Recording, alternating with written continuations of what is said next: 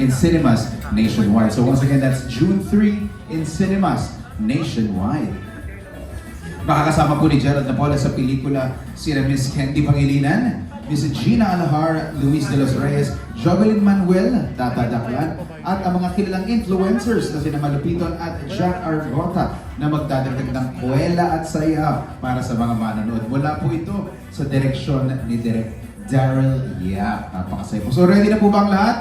Alam ko may kumakain po, pero ready na po ba ang lahat?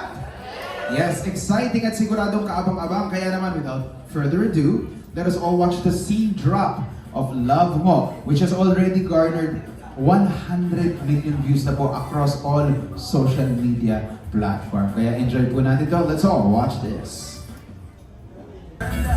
Hi, ka. Pwesto ka na dyan. Up next is an influencer comedian marking his debut as well. Makikilala natin siya bilang si Oxford. Palakpakan po natin, Sir Jack! Hello! Yan. Kumusta kayo? Hello, salamat. Hello. Thank you, Sir Jack. Up next, she's an actress known for her portrayal in Vincentiment's viral series, #Joable, and who we've seen in several blockbuster movies such as The Housemaid, Barong Badings, Expensive Candy, Instant Daddy, the MMFF 2023 film Penduko, A Glimpse of Forever, Soulmate, and more. Please welcome Jovelyn Manuel! Hello po! Maraming salamat sa pagdala. Thank you very much, Jo. Up next po is a social media influencer making his first movie. Known for his humor, viral content, and entertaining personality that captured the hearts of millions and millions online. And he now takes on a new challenge on the big screen, portraying the role of Webster. Ladies and gentlemen, please welcome Joel Ramanera, also known as Malupiton! Yoy, kumusta boy? Magandang tanghali mo sa inyo lahat. Maraming salamat sa pagpunta. Mga bossing, salamat. Maraming salamat. Up next is a multi-awarded actress and an accomplished director. She has delivered powerful performances in landmark films such as Moral, Brutal, Salome, and Sakada, and has also made her mark behind the camera directing acclaimed Kapuso dramas and continues to inspire generations of viewers and artists. Makikilala po natin siya bilang Mother Queen. Please welcome Miss Gina Alahar. Hello! Magandang hapon po sa inyo lahat. Thank you for coming. Thank you very much, Miss Gina. And of course, we have a talented actor, comedian, and host. Nakilala at napanood natin siya sa mga pelikulang Ang Babaeng Walang Pakiramdam, Ikaw at Ako at Ang Ending, where he won Best Lead Actor Gold Award sa 28th Annual Filipino International Cine Festival ng Filipino Arts and Cinema International. Girlfriend na, pwede na, Instant Daddy, at 10 utos kay Josh, An XU, Wonderful Nightmare at marami pang iba. Ngayon naman po ay makapanood natin siya muli bilang si Mo. Please welcome Mr. Gerald Napoles! Thank you, PJ. Magandang hapon po sa inyo lahat at maraming salamat. Salamat po. Up next po, syempre, we have the notable writer and director of the numerous blockbuster hit movies such as #Joel, Made in Malacanang, and its sequel, Martir or Murderer, where he was nominated for the Best Director and Best Screenplay Awards in the 2023 FAP Awards. He is also known for his films Barong Badings, 69+1, Paglaki Ko, Gusto Ko Maging Porn Star, Para Kang Papa Mo, Soulmate, and many more. Ang pagbabalik pelikula ng direktor na muling mabibigyang buhay ang karakter na nagpatawa ng pangiti at umagaw sa atensyon ng mga manonood. Let's give a round of applause to Direk Daryl Yap! Hello po, good afternoon to everybody. Thank you for joining us. Yan, salamat po, Direk. Ayan po, sorry, kakaupo niya lang. Tayo po tayo para sa photo op po natin. Dito po tayo sa gitna. Maraming salamat po, please. Thank you very much. Alright. Tingin po muna sa gitna, sa harap.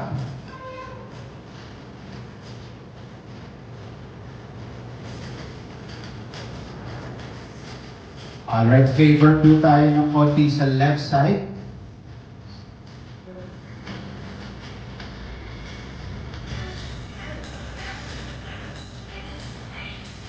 Go ahead, capture the photos. Konti po sa right. Para po sa ating mga friends na nandito. And there you have it. Maraming salamat po to our cast and director. You may take your seats. And now, diretso po tayo sa ating Q&A. And then before that, here are a few reminders lang po para sa ating press friends. No? We'll be limited to 2 questions per press, and that includes your follow-up question for us to accommodate all the entertained questions related to the film. Ayan, sana po lahat ay meron ng microphone or at least meron kayong malapit na mahahawakan ng microphone. Unang-una po tayo, we will begin with Miss Ana Cerezo from ABS-CBN. Hello! Hello, congratulations! First question ko lang kay Tata and kay Jack. Na-mention kanina kasi ni Direk sa interview, nung nabasa niyo raw yung script, natawa kayo, tapos naiyak daw kayo. So, can you just share, gaano ba ka-meaningful, or ano ba yung pakiramdam niyo sa pelikulang to? Thank you. Ikaw muna. So, hello po everyone. Yung sa naging movie po namin, yung on the set day na, yung naka-last day po kasi ng set, shooting. Napin ko talaga na yung scene na yon, kami talaga yung naging eksena na yun, na nagamdaman namin talaga na, ay, ganun pala yung kaaramdam namin na lahat nakakaintindi o kahit ano man yung sabihin nila na gano'n. Yun po. Ako naman. Opo. Ano ba yun? Umiyak ako? Ang grabe, kasi ganun gumanap na ito. Alam mo yung ano, yung feeling na doon ako na, nahihiwagaan kayo kayo. Alam mo yung, paano mo nasuot yung sapatos namin? Diba? Paano mo nasuot yung kalagayan ng nararamdaman namin? Paano mo nagawa yun? Diba? Kaya, alam ko nakakaiyak, oo. Alam ko hagumugulan ko, diba? Kasama ba yun? Nakulang ba? Talaga? So malaking bagay sa inyo may kwentong ganito? Oo naman, kasi mostly yung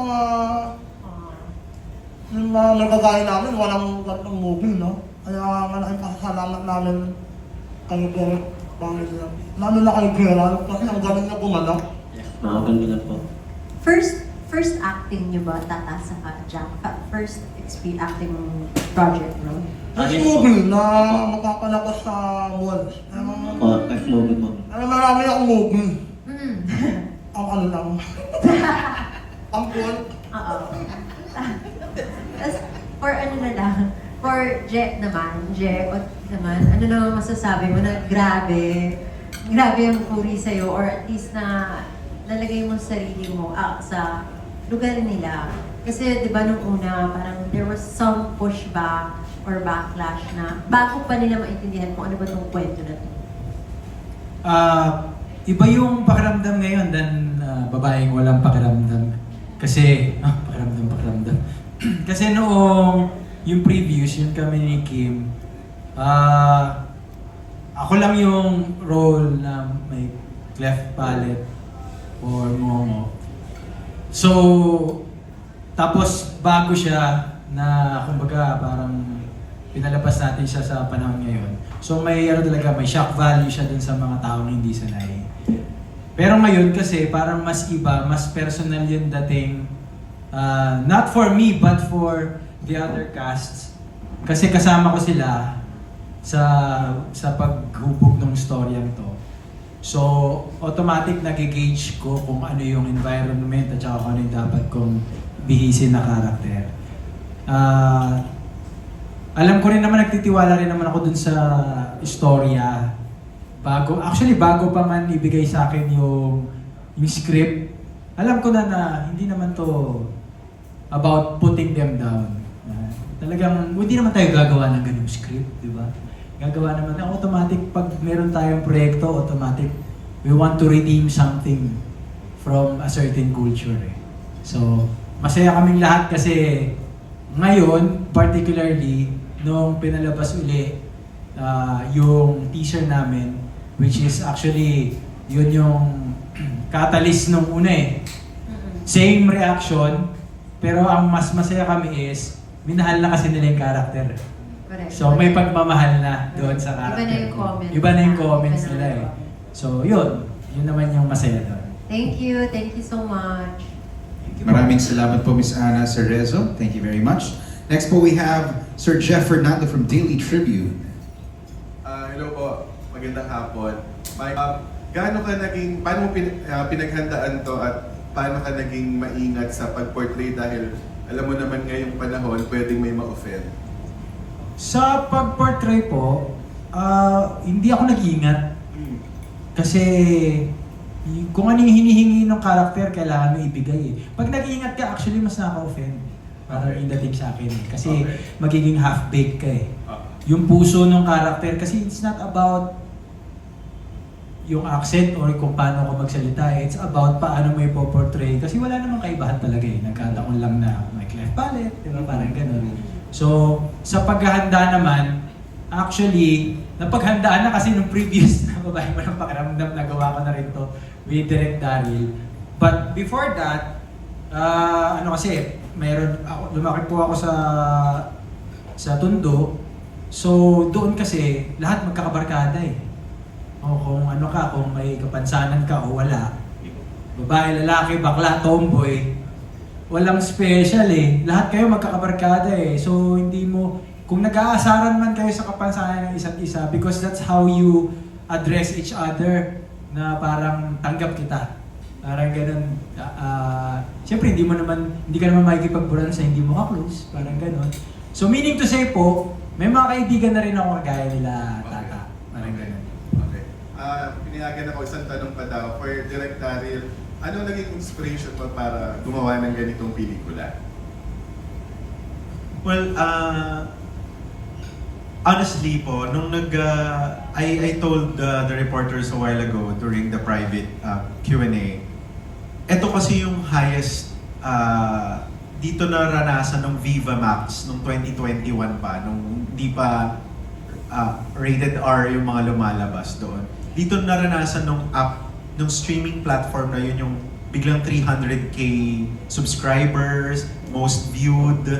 So, Viva told me to have a spin-off sing aga ng 2021. Nung time na yon, Sir Jeff, ang gusto ko, umuo ako agad. Sabi ko, sige, gawin na natin. Kaso lang, sobrang daming projects ng Kim J. Nagkaroon din ako ng mga ibang projects, nagkaroon ako ng political movies. Tapos, inopen po nila sa akin ulit come 2024. Then I said to my bosses, sigurado, noong 2021, okay gawin yan, sabi ko. Pero ngayon 2024, okay pa ba yan with the wokeness, with the sensitivity of the audience? Pwede pa ba? And then, Boss Vic said, you can get away with it. Tsaka hindi ka naman gagawa ng walang morals sa dulo. So, doon ko po sinulat nung finally, parang bumabawi ako sa Viva because of previous kaganapan. Nung sinabi nila na gawin mo na yan, I told Boss Enzo, the grandson of Boss Vic, to, sige, I'll write it. Tapos tignan nyo kung matatawa kayo, magugustuhan ninyo. Then sige, pagkapasok ko po, parang mga 2 days after, shoot mo na. Something like that. So, honestly, the inspiration is just the trust of my mother's studio, the confidence of Gerald. I made Malupiton say yes to this movie. Of course, with Tata and Jack na talagang first-hand experience. Jobelin as one of my homegrown artists. And of course, sabi ko nga may isang eksena dito na kung hindi si Direk Gina yung kapartner ni Gerald, hindi kasi ako umiiyak sa editing eh. Hindi ako tumatawa, hindi rin ako umiiyak sa editing, but this one is really crazy. Yung eksena ni Malupiton at saka ni Gerald, tas yung iyakan ng mag-ina, sobrang, I think the inspiration came hindi sa umpisa, but after making the movie, doon ako na-inspire lalo to actually be more industrious in making films, not politically. So, go back to my formula. Maybe that's the inspiration. Thank you. Thank you. Maraming salamat po. Next up, we have Sir Romel Gonzalez from Showbiz Circle, Hataw, and Police Files. Yes, my first question is for Malupiton. Anong reaction mo, anong nararamdaman mo na kayong mga influencers and content creators nabibigyan na ng chance na lumabas sa malalaking pelikula tulad nga nito? Yun po, sobrang nagpapasalamat po syempre. Isa rin po sa mga pangarap ko rin sa mapasama sa movie. ano pa rin po. Di pa rin ako paniwala na kahit pa paano po nabibigyan na ng pagkakataon ng spotlight para makatungtong po sa ganito. Kaya hindi ko rin po sinasayang yung pagkakataon na ibibigay ko po talaga yung best ko. Salamat din po kay Direk sa pagtiwala niya na makasama ko sa movie na to. Ayun, thank you. And for the next question, to Gerald, meron ka bang mensahe para sa mga tao na until now, ginagawang katatawanan ang mga ngongo? Siguro you have to know the person really well before making fun of that person. In terms of connection, first of all, you have to be connected with the person. Either it's a friend or a relative. So, and then, hindi naman siguro dapat gawing katatawanan for others. No? Na parang pagtawanan nyo tong taong to. Pwede ka makipagbiruan dun sa person. That's why you have to connect with that person. But that's it. Yun lang. The thing is, if you're getting such joy from communicating or from hanging out with that certain person, that other person should get such joy also from you. Parang ganun.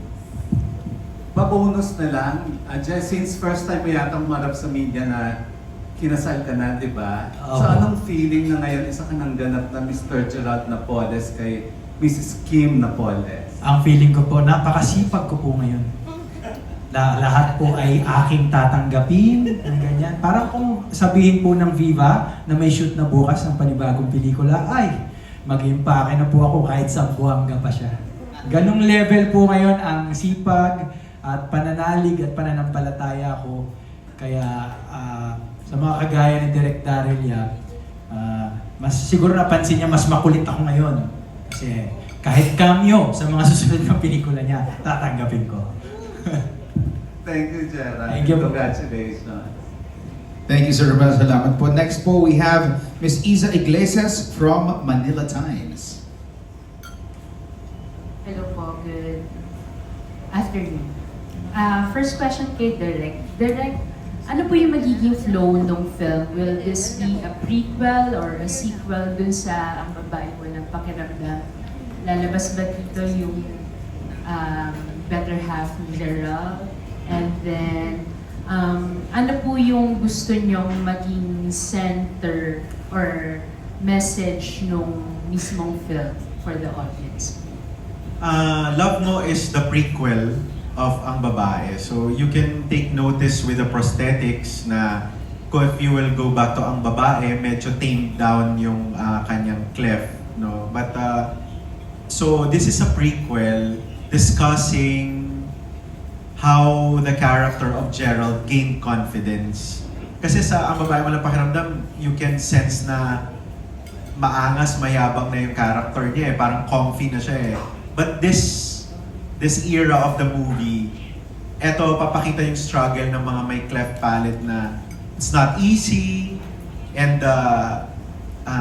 dun madidiscuss yung sa title pa lang na Love Mo, dito madidiscuss yung kung paano sila minamahal ng mga nasa paligid nila, kung paano din sila magmahal, and above all, kung paano nila mahalin yung sarili nila. So, the focus of the film actually is self-love. Hindi ko naging motivation yung matanggap ng audience, yung ating mga kapatid na ngongo. Kung hindi, matanggap ng mga ngongo yung sarili nila. Na there is now an avenue, a film, a movie, that showcases not only their funny side but also their sensitivities. So basically, that's the gist of the movie. Thank you. Thank you. Next question po kay Miss Gina. Miss Gina, hello po. Iza. Is this the first time na maka-experience kayo ng ganitong klaseng genre ng comedy, yung with ngongo and all? And then, kamusta yung mga naging castmates nyo po, yung working relationship nyo po sa kanila? And kay Direk also. Yeah. Oo, first time kong makasama at natutuwa ako na naisip ako ni Daryl Yap na maging kaeksena ni Gerald Napoles bilang nanay niya. Dahil kung hindi niya ako naisip, hindi ako makakasama dito at hindi ko makikilala ang mga katabi ko ngayon kasi wala akong idea kung sino sila. Pero ngayon kilala ko na sila. Si Papa Jack, na sikat naman. At si Malupiton, tama ba yung pagkasabi ko? Sorry, Malupiton. At si Tata. And si Gerald, nakasama ko na siya a long time ago. Nag-umpisa pa lang siya doon sa stage play called Dog Eaters. At through the years, nakita ko naman kung paano siya nag-develop, kung paano nag-progress yung kanyang career. And I'm just so happy na nagkaroon siya ng lugar sa industriyang ito. At natutuwa ako, nakasama ko siya. I told him that. Natutuwa ako na nakasama ko siya kasi magaling na siya talagang aktor noon pa. And being in the movie na comedy pero merong kurot sa puso, I'm just so happy. I'm just so glad na nakasama ako dito. Thank you. Follow-up po, marami na po kayong nakatrabahong director. Kamusta po si Direk Daryl?